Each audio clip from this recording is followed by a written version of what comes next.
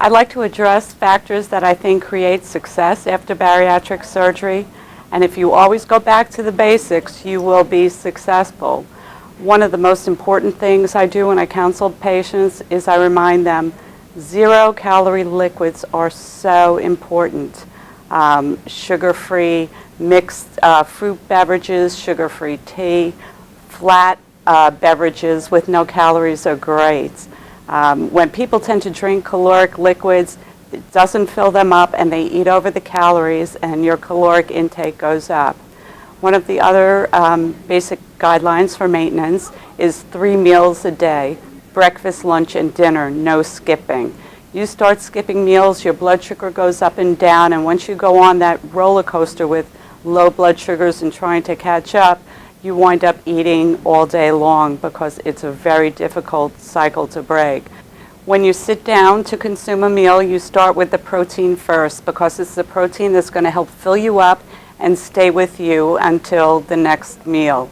After you have, the recommended amount is 3 ounces of protein at each meal. 3 ounces of beef, chicken, fish is about the size of a deck of cards, and that will give you 21 grams of protein.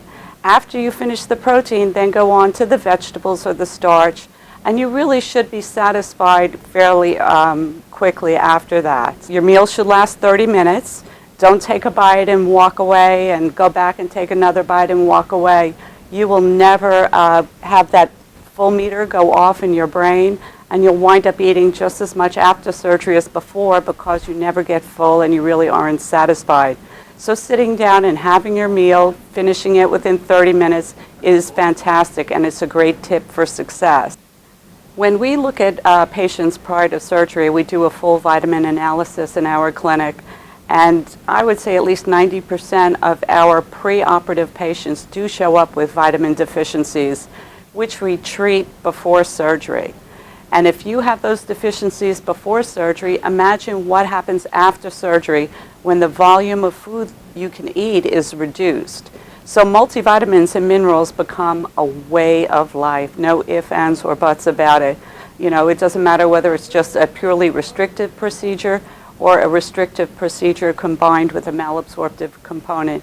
You will show up with deficiencies if you do not take a daily multivitamin.